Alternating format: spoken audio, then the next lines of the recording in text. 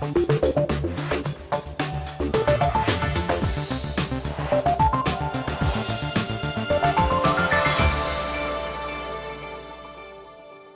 and welcome to the programme. I'm Nima Abuwardi. We're at the theatre at Dubai's Souk Madinat Jumeirah. It's one of the few places in this city where you can shop, dine and enjoy a spot of theatre. And later in the programme we're looking at the business of show business. Are seats being filled and is money being made?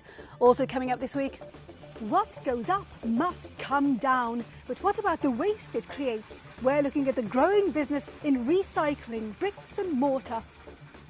And this week I'm in Abu Dhabi finding out how one firm here is using rather unconventional methods to teach people how to become true leaders. And dialing into the region, why the online phone company Skype is setting up here even though its website is banned in many countries. But first, buildings in this part of the world go up at great speed and they often come down quickly too, usually to make way for even newer buildings. The result is a lot of waste that ends up in landfill. Now, the recycling of that concrete waste is a growing business, but is it profitable? Katie Watson has been finding out. Quarrying for building materials in the mountains of the Eastern Emirates. It's here that a lot of rock is extracted and crushed for new building developments across the country. But taking raw materials from these mountains does have its consequences. With the increase of development in the country, there has been an increase of demand for raw material, building material, and an increase then of crushing and quarrying sites. And this increase in carrying and crushing sites in the mountains means an increase of the pressure on the habitat, the ecosystem of the mountains and the wildlife they host. It's the noise and the dust created by the quarrying that disturbs the wildlife, as well as the roads built to transport the rocks to their final destination. But that's just part of the problem. It's not just quarrying that happens here in the desert mountains. Quite often, once buildings are up, construction waste is brought back here and dumped illegally. Now, one way around this is to make it cheap for companies to dump their waste in landfill. And that's easy given that there's so much land in the region. But now governments are trying to find more environmentally friendly ways of dealing with construction waste. This is one option, a new recycling plant designed to take in all the rubble from demolished buildings in Abu Dhabi. It's not the first emirate to start recycling building waste, but it is one of the only ones that's continued to develop even in the downturn. It's knocking down old buildings and putting new ones up at great speed. And with more than half the emirate's waste coming from building, that's huge potential for recycling. 5,000 tonnes of waste are brought here and processed at this site every day. Behind me is just one day's load. And eventually they'll be ground down to bits of rock like this to be used in the region for roads, drainage and pipelines. The broken down rubble costs just under $10 a tonne, and the Abu Dhabi government buys most of it to help build its new roads. The company that runs the recycling plant wants to improve its technology so the building waste can be used for more than just infrastructure. There is potential with further processing of the material to remove the cement that surrounds the actual rock itself. If we can clean it up to that extent, you could reuse the material in construction and building projects. And developers building Abu Dhabi's large-scale projects could benefit from that. They're working with the government to cut down on waste. But does it make financial sense to reuse materials? On this project, in one of the precincts, we're recycling potentially over 80% of material, diverting away from landfill. We're concentrating on plastic metals, timber, concrete. There is initial expense, but over the lifetime of the project, at the construction phase, it is sort of implementing savings across the whole project. There's work to do though. Landfills like this one are still used, and that'll continue until the incentive to recycle beats the ease of dumping in a landfill. But recycling is an industry that's got lots of room to grow, and not just here in the UAE. The recycling industry in the UAE is a growth area, but ultimately it's small. The strategy for a lot of the recycling companies that come here, either technologies or processes or consultants, is once they do it successfully here, they'll be able to replicate it in Saudi Arabia, which is the large untapped market for most industries. Until the recycling industry gets bigger or the demand for new buildings slows, developers will still need to quarry for new rock in these mountains to build that next skyscraper. Katie Watson reporting there. Now, business confidence across the Middle East is on the up, according to new figures. Firms are more optimistic that their revenue and profits will rise in the year ahead. This, of course, is welcome news after the turbulence of the past few years. So who are the winners and the losers of this perceived recovery? A question I put to Tim Reid of HSBC. There were variances across the GCC. The most positive is Saudi Arabia, where we have seen the relative level of confidence almost return to the base level of February 2007 when we started the survey. And the UAE is probably faring least well in terms of relative performance, but still showing positive developments in terms of the underlying trends and the expectations of the people we interviewed compared to where they were last quarter. What do these trends mean on the ground? Is it more money for investment? It will translate into investment, and that's what the respondents are saying, that they expect an ability to invest in their businesses. We are hearing from the respondents that they are expecting an increase in customers, an increase in trade, so general increase in activity, which should be able to support that increased investment. Can you give us a feel for which businesses are doing well, which sectors? The data is not broken down on a segment by segment basis, so it is a general theme. What we can say is the expectation of growth is that it's coming from an increase in customers and doing more business with existing customers rather than winning business from the competition. So that suggests the companies that were interviewed are expecting an increase in activity. And we think that ties to trade flows. There is a significant optimism about trade flows within the Gulf and trade flows with the rest of the world. So an uptick compared to what we saw last quarter. Do these results tally with what you already believe is the case, or have there been any surprises? There was one market in the Gulf that showed a downturn in confidence, a small downturn, but Bahrain is not exhibiting the same trends as every other part of the region. There are strains on in the financial services community, so we expect Bahrain to recover, and we expect improvements in performance there, but it does appear that that's going to lag some of the other economies in the Gulf.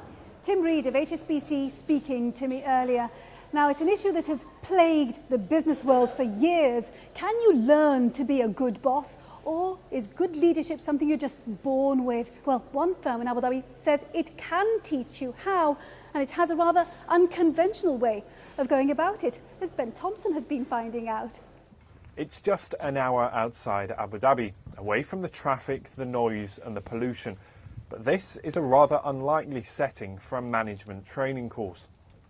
They say to be a good leader, you need confidence, patience and the power of persuasion. And out here in the Arabian desert, one firm says it can teach you that. But well away from the classroom and the boardroom, it's using horses to teach people to be good leaders instead. Now, all of that sounds good in theory, but how does it work in practice? I'm here to find out. So, do we have pre-work on any of them? And it's the idea of this woman, Coel Simpson. With her business partner, Kelly Idy, they're turning their love of horses into a business venture.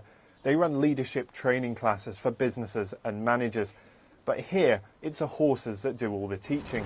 When we look at communication, we look at leadership skills, most companies, most managers, most CEOs often think that these are skills that you either are innately born with or you're not. That actually isn't true. And the way that we go about teaching in the education system and even in most business schools is to sit down in a very static environment where you sit at a desk and you listen to a lecture and you read a book, and then you learn all the factual and systematic processes that you need, but you don't necessarily get the tools of how do I really connect with somebody. Now, how did you come up with the concept of taking horses and using horses to teach people how to be good leaders? It has nothing to do with riding or horsemanship skills. In fact, most of the people that come to workshops have had little exposure to horses at all. And the horses give them very quick, clear, immediate, precise feedback about how they project and how they present themselves in a very authentic way. And the idea is to connect with the horse by earning its trust. Using body language alone, the horse decides whether you've got what it takes to be a worthy leader. Show any signs of fear or doubt, and it's off again, in search of someone better. Well, Ben, I'm going to hand this horse over to you, and I'm going to talk you through the process of turning this horse loose and beginning to communicate. And so it might sound simple, but as I found out, it's not as easy as it looks. More than that, it's going to take a little bit more from you to get things going. Yes, very good. Now in the ring, you've got to demonstrate confidence and control, show that you can be firm but also persuasive. It takes time to win over the horse's confidence, but when you do, the reward is obvious. That feeling of connection, you've got it. But of course, leadership means having a team to lead, so this course also has lessons in teamwork. Here, that means getting the horses to go where you want without speaking. So it might look good fun, but what value does all of this really have in the workplace? The horses don't care if your hair is purple, if you're a man or a woman, if you're old or young, if you are what religion. So it transcends all of those cultural boundaries. It transcends age, gender, religion, tradition, etc.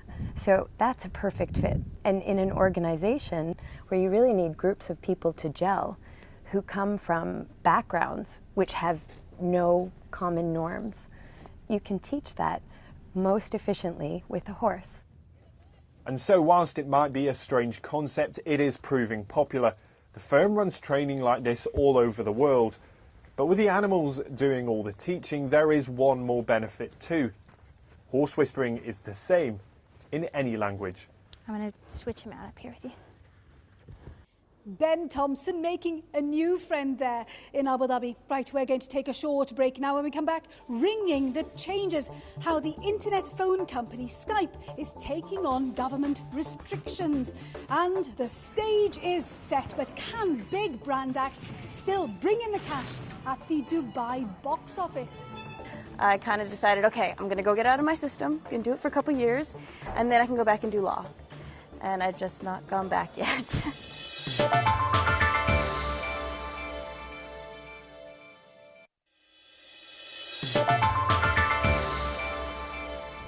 Welcome back to the programme. I'm Nima Abuwardi. Now, the internet phone company Skype has millions of users across the globe. But here in the Middle East, many governments view it with suspicion, so much so that access to the site has been banned in some countries. The fear is that Skype could dent the profit of nationalised telco companies here. So why look to set up an office in this region? A question I asked Ruzbe Pasha, who heads up Skype's operations in the Middle East and Africa. If you look at the Arabic-speaking world, at least if you're talking about Middle East and North Africa, it is a 300 million people market. It is built of young, tech-savvy people, and the possibilities for these people in terms of being able to get online, affordability of getting online, broadband connection, I think it is really growing. It's catching up with the rest of the world, and we see this as a great potential for Skype. But there are restrictions in some countries in this part of the world, the UAE, Kuwait, Oman. So how are you going about your business? We're putting out our arguments out there, and we engage with whomever who wants to talk to us and understand how Skype works. When I talk to people, I believe that there are some misconceptions about how Skype works, or what it is really about, and we really try to highlight how Skype really works and how it can benefit those who might actually think that is not the case, but we can show them, look, Skype can work very well with the telco. Skype can benefit total economy of a country. But presumably existing providers view you as a threat. you'd eat into their revenue, their income. That is, a misconception, if I put it that way. Because if you look at, how Skype operates, we are a software company. However, we do work with telco partners to, offer or make our service, more flexible. So, the fact that you can use Skype to call normal numbers when your friends are not online, it is actually done in cooperation with telco partners that we have around the world. But what is the incentive for telco providers to work alongside you, for policymakers to allow you to exist?